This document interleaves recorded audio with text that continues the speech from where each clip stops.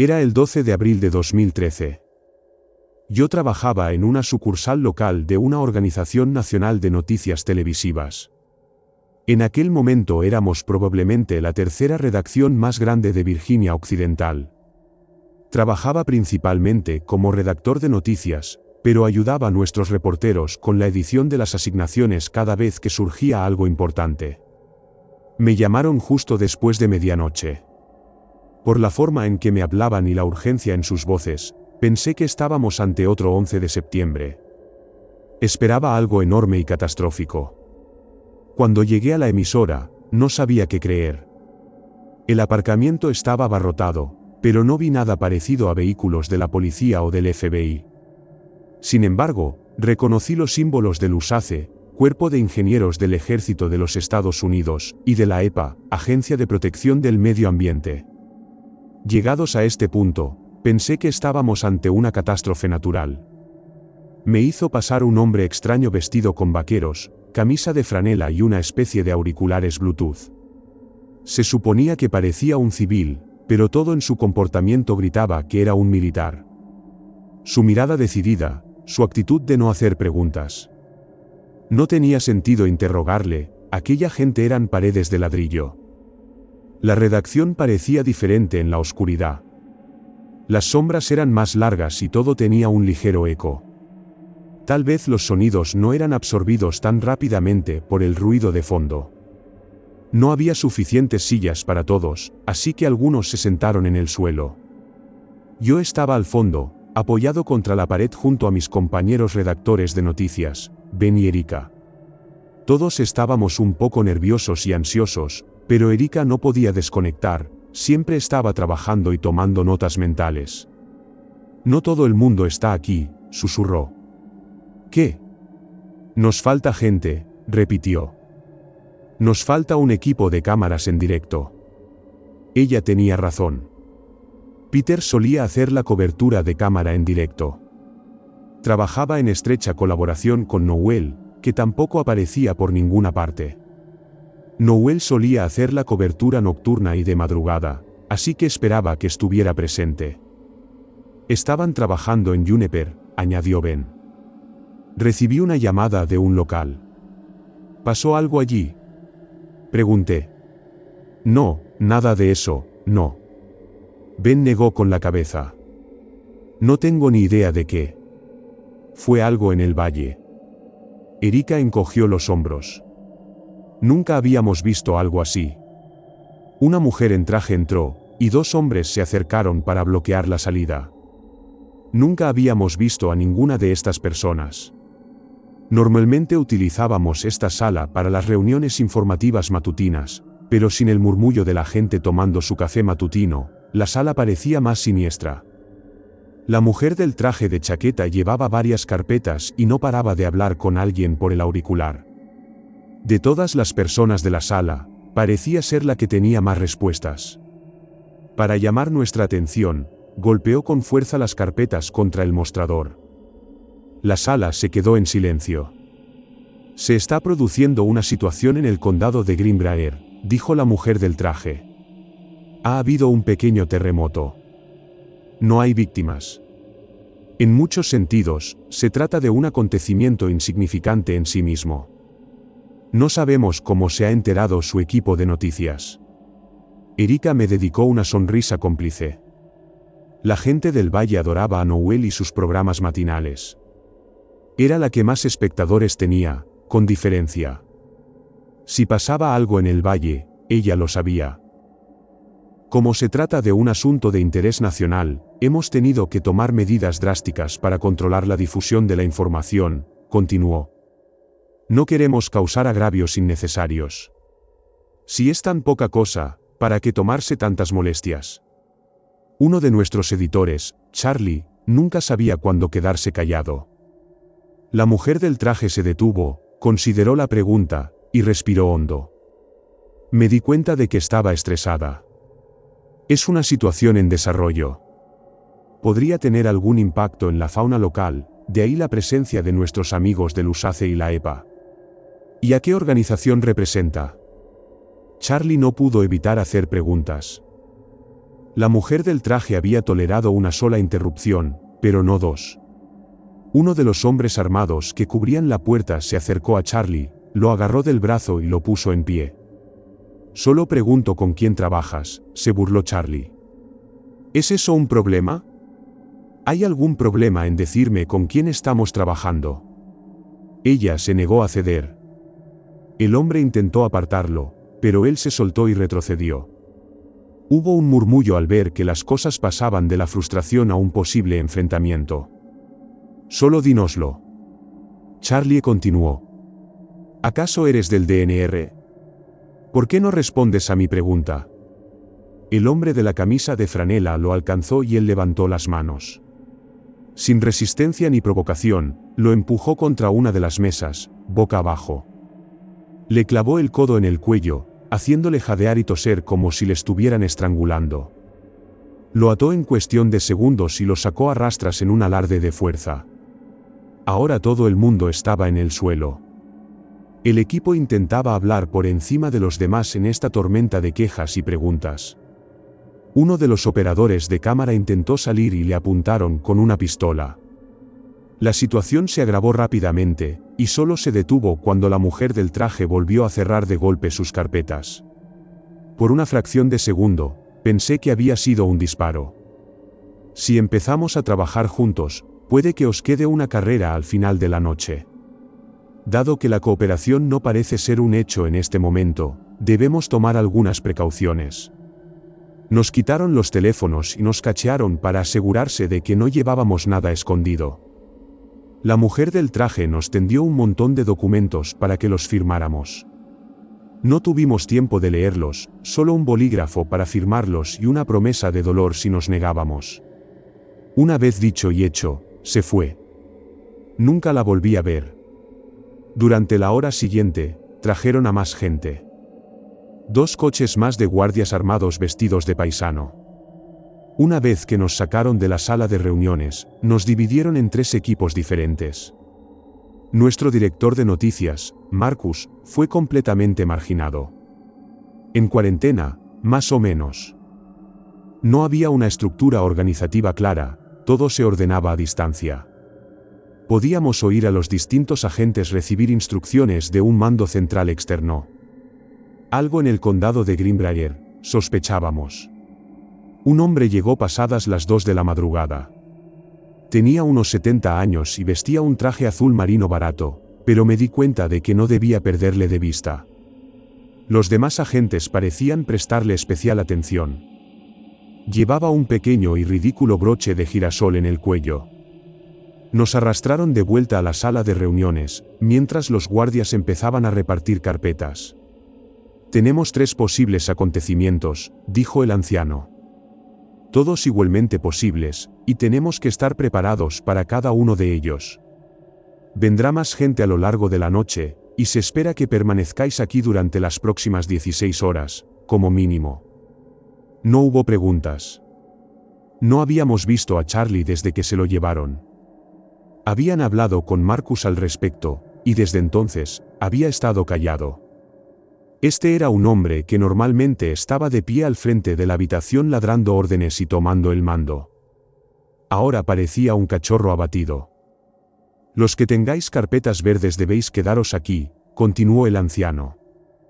«Los de las carpetas azules, tienen que ir con el caballero de la puerta. Y los de las carpetas rojas, vienen conmigo». Todos los redactores tenían carpetas de distintos colores. Yo tenía una carpeta roja. Fue siniestro, por decirlo menos. Nos llevaron a una de las habitaciones traseras, junto con un contingente armado. Había un precinto en la carpeta y no quise correr el riesgo de romperlo. Un reportero, un editor de vídeo, un redactor jefe, 3 personas del equipo de producción y uno de los presentadores. No puedo deciros el nombre, pero lo reconoceríais si hubierais vivido en el estado de Virginia en la década de 2010. Nos sentamos todos alrededor de una pequeña mesa.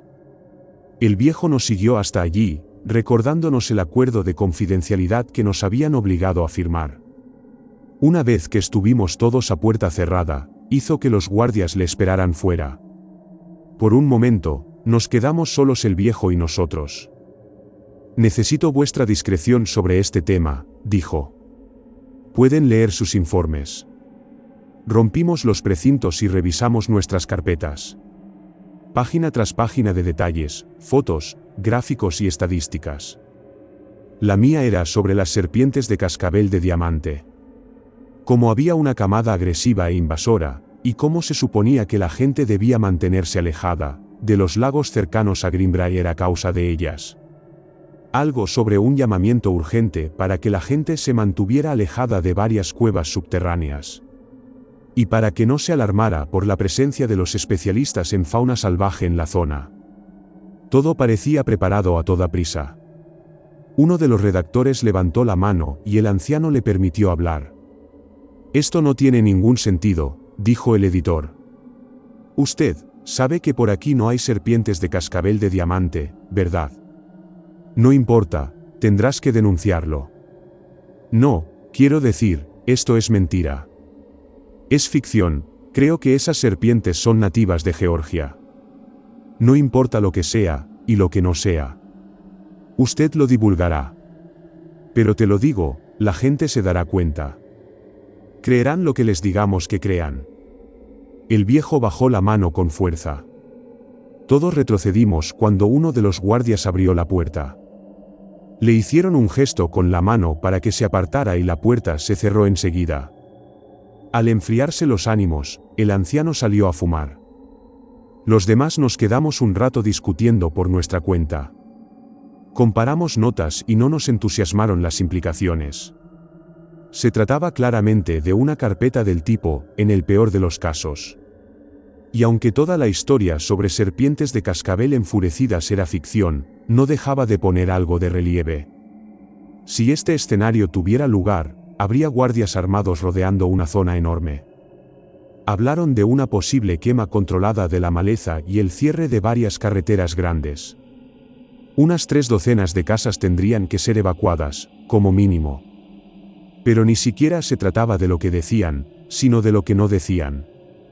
Estaba claro que no se trataba de serpientes de cascabel, así que, ¿de qué demonios tenían miedo? Fuera lo que fuese, era lo suficientemente grave como para que amenazaran con quemar varias hectáreas de bosque, en la zona de Louisburg. Entonces, vi los ojos de nuestro presentador de noticias volverse locos. Hay marcas de tiempo, dijo.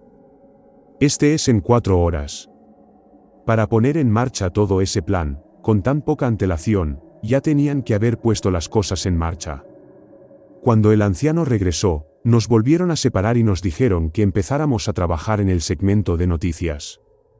Yo debía redactarlas y resumirlas, utilizando la información y las citas proporcionadas para darles coherencia. Se le entregaron algunas imágenes y vídeos a nuestro editor de vídeo. A nuestro presentador de noticias se le pidió que hiciera un simulacro de entrevista con un supuesto experto en serpientes, que pudiera explicar la situación. En realidad era uno de los guardias, sentado en la sala contigua con un walkie-talkie. Íbamos a pregrabarlo todo para poder reproducir el segmento en caso de que fuera necesaria una evacuación repentina. Me pareció extraño, teniendo en cuenta que nuestra emisora no estaba cerca de la zona que oficialmente había que evacuar, según su propio escenario ficticio. Se estaba gestando algo más. Conseguí mirar a Erika, e intercambiamos una mirada al otro lado del pasillo. Pregunté a uno de los guardias armados si podía ir al baño. No pareció importarle, pero me dijo que vendría a verme en unos minutos. Me excusé. Me encontré con Erika en el baño. Me di cuenta de que estaba nerviosa. No paraba de lavarse las manos, como si intentara mantenerse ocupada. ¿Qué conseguiste?, susurré. ¿Qué te dijeron? Dicen que están cazando a un convicto fugado. Armado y peligroso. ¿Y tú? Serpientes de cascabel. Serpientes de cascabel de diamante. ¿Qué? Sí, asentí. Comparamos notas. Las historias proporcionadas eran completamente diferentes, pero tenían algo en común: la evacuación de una zona y la presencia de guardias armados. Ambas podían ser también una futura explicación de posibles heridos civiles. Lo que cambió fue la escala. La historia de Erika tenía un alcance mucho menor, y era algo más creíble. La mía tendría el mismo efecto, pero en un área mucho mayor. Además, su historia no implicaba prender fuego a partes del valle. Pero sí que mencionaba cerrar las puertas con llave, y no recoger autoestopistas. Erika se quedó boquiabierta. Caminaba de un lado a otro, rascándose la cabeza. ¿Qué coño es esto? ¿Qué es lo que no nos dicen? Este no es el momento de hacer preguntas. Tenemos que pasar desapercibidos. Pero esto es una puta mierda, resolló. ¿Sobre qué coño vamos a mentir ahora? ¿Pie grande? ¿El chupacabras? Los pájaros flautistas rojos que engañan a los niños en el bosque. No tengo ni puta idea, pero no importa. No podemos hacer una mierda ahora mismo. A Erika no le gustó, pero sabía que yo tenía razón. Y para ser justos, esa historia del pájaro flautista rojo tiene algo de mérito. Se nos acabó el tiempo y nos cambiaron de sala.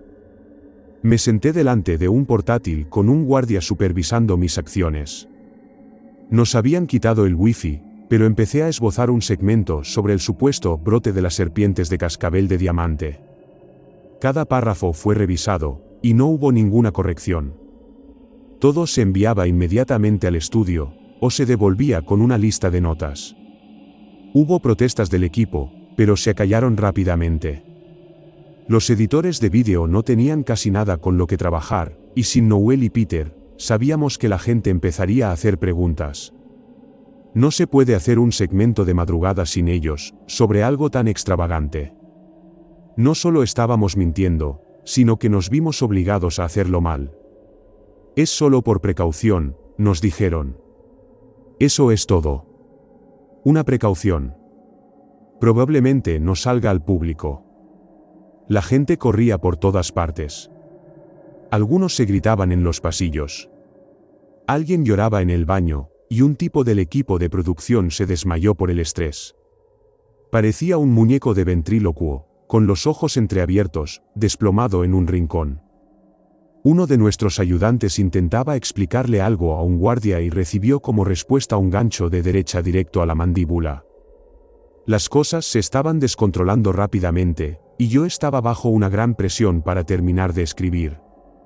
En un momento dado, nos levantaron a todos de nuestras sillas y nos empujaron contra la pared. Cuando la gente empezó a protestar, nos dijeron que nos calláramos. Durante unos minutos se podía oír caer un alfiler. Y a lo lejos, un helicóptero. Los guardias empezaron a moverse. Hablaron de prepararse para algo. Sacaron una especie de paneles de plástico y cinta adhesiva de uno de sus camiones, y obligaron a uno de los equipos de redacción a salir de una sala de reuniones de la planta inferior. El helicóptero venía hacia nosotros. Oí gritos de aterrizaje de emergencia, mientras la gente se apresuraba a preparar algo abajo. Pude ver un poco desde una ventana del último piso. No pude ver dónde aterrizó el helicóptero, pero el ruido que hizo fue ensordecedor. Incluso desde dentro del edificio, tuve que taparme los oídos. Pude ver soldados camuflados que llevaban a alguien dentro, alguien que gritaba a pleno pulmón. Una mujer, creo. «Hervir agua», gritó alguien. «Necesitamos hervir agua». «Toallas. Necesitamos más toallas», gritó otro. Hubo un intenso debate. Incluso ahora, le dijeron al presentador de las noticias que siguiera grabando. El anciano estaba debatiendo algo por el auricular. No pude entenderlo bien, pero oí mencionar algunos colores, parecía que la carpeta roja sería el resultado más probable. Luego, en algún momento, pareció que la carpeta roja no sería suficiente. Ya se hablaba de prolongaciones y de otros imprevistos. En un momento dado, mientras se exportaban las partes iniciales de los segmentos para su revisión, el anciano me apartó.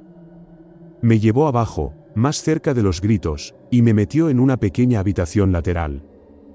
«Voy a ser honesto con usted», dijo mientras bajábamos las escaleras. «Puede que tengamos que salirnos del guión en este caso. No había más carpetas físicas para distribuir, pero llamaron a esta contingencia teórica la carpeta violeta.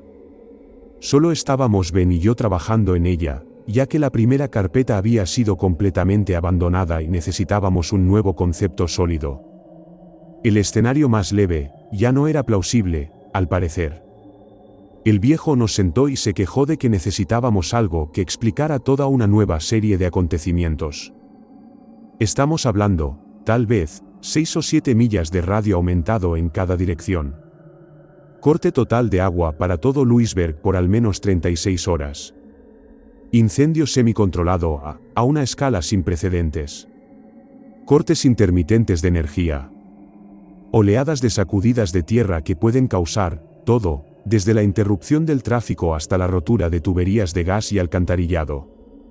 Yo no. ¿Por dónde empezamos?, preguntó Ben. El anciano levantó los brazos, derrotado. Parecía 10 años más viejo. No lo sé, admitió. No sé, pero tiene que tener sentido. Entonces diles la verdad. Dinos la verdad, supliqué. Podemos ayudar. Por un momento, pude ver que se lo estaba pensando. Asentía, miraba hacia abajo y buscaba las palabras adecuadas. Entonces algo cambió. Se llevó un dedo al auricular y sus ojos se movieron. Alguien estaba hablando.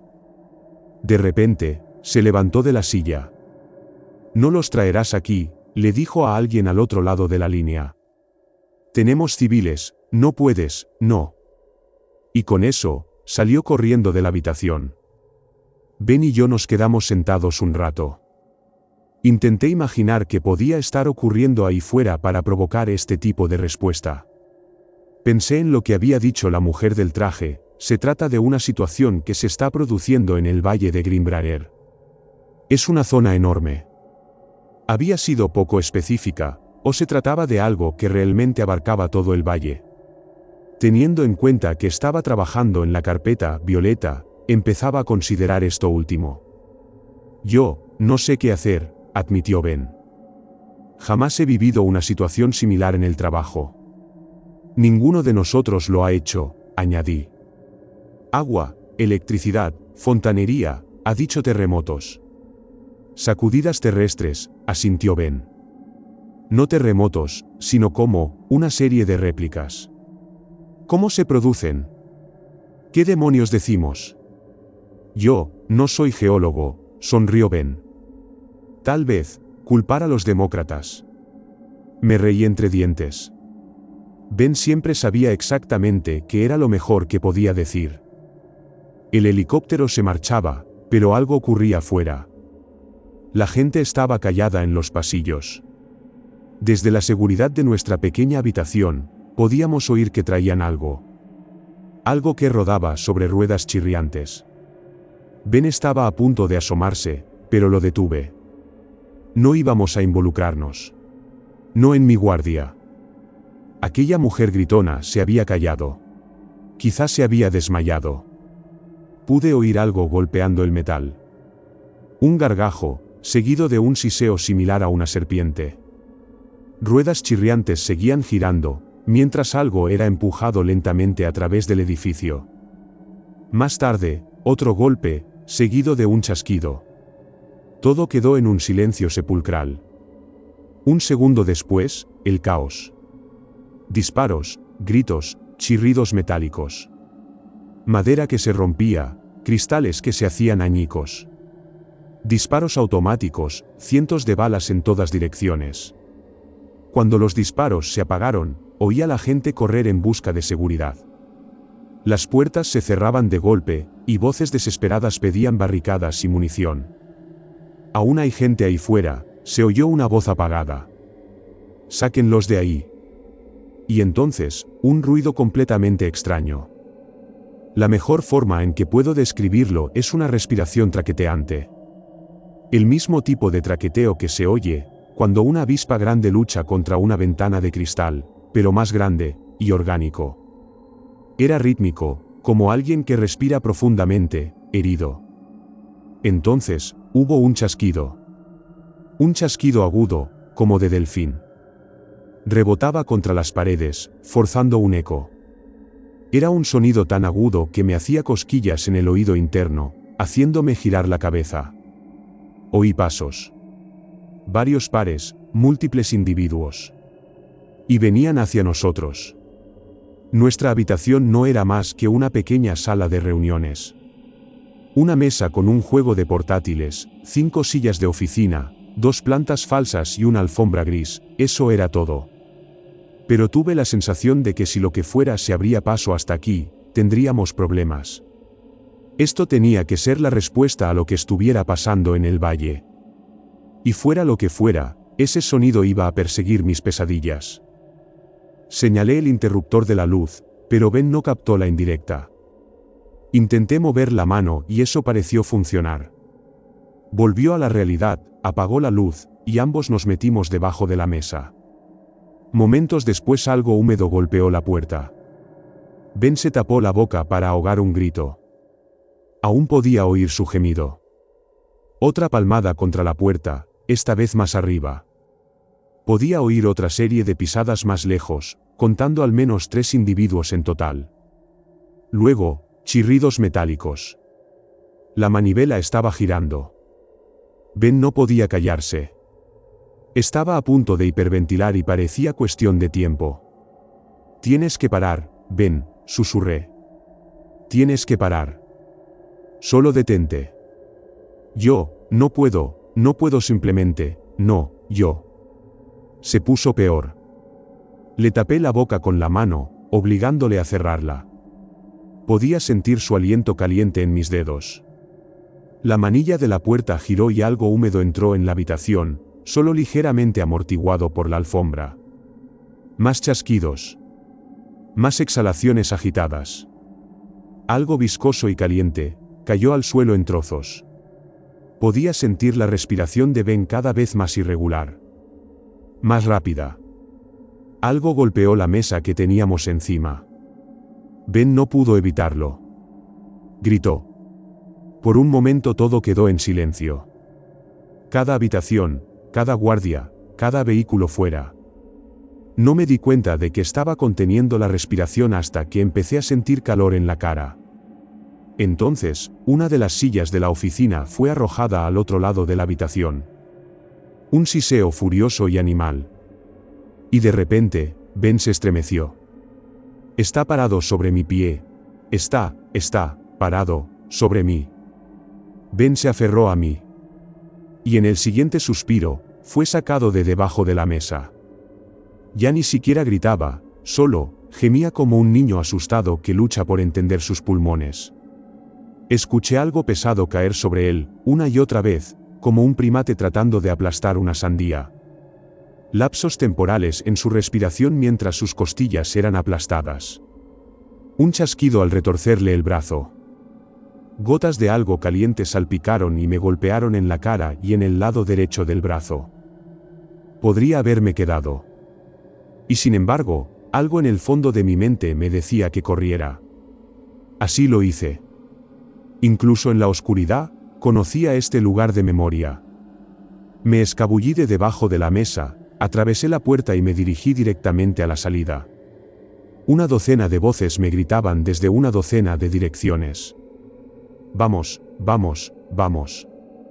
Vamos. Por aquí. No mires atrás. Agáchate. Algo jadeaba, intentando alcanzarme. Algo húmedo. Podía sentir cómo me rozaba la nuca, apartándome un puñado de mechones de pelo. Las puertas delanteras se abrieron, cuando el hombre de la camisa de franela me sacó de allí. Los disparos resonaron cuando lo que había estado detrás de mí se retiró a la oscuridad. Solo les eché un vistazo. Su piel resbaladiza y negra como el petróleo. Ojos de tiburón, profundos e insensibles. Filas de dientes como jeringas. Aproximadamente humanoides, pero solo por la forma. Alguien gritó que tenía uno. Envalentonados, las puertas empezaron a abrirse. Más disparos, gritos y destellos de luz. Sin embargo, lo único en lo que podía concentrarme era en la sangre oscura que cubría mis manos y que aún goteaba de mi cara. Después de eso, Las cosas fueron rápidas. Me sacaron y me examinaron. Optaron por el segmento sobre el convicto fugado, alegando la existencia de al menos una víctima conocida. Ben. Mantuvieron la historia en un ámbito reducido y local. Si vivías en la zona en 2013, es posible que la hayas captado en las noticias matutinas y vespertinas del 12 de abril. Hubo una breve mención al día siguiente. Estábamos bajo estricto control y no se andaban con bromas en cuanto a amenazas. Dejaron muy claro que una sola palabra al respecto no solo pondría en peligro nuestra carrera, sino nuestras propias vidas. Han pasado 10 años. He cambiado algunas ubicaciones, algunos nombres y algunos detalles. Pero la esencia está ahí. Tal vez todavía nos estén vigilando a veces para ver si nos comportamos. Pero no creo que lo estén haciendo. Estoy compartiendo esta información como testigo de lo que realmente ocurrió aquel día. No hubo ningún fugitivo escapado ni se produjeron ataques con cuchillo. Pero ese día murieron personas y todavía no tengo la menor idea de por qué. Y ni siquiera podemos hacer preguntas, o nos harán pagar. Pero no olvidaré. No puedo. Y nunca me volverás a encontrar cerca de Virginia Occidental.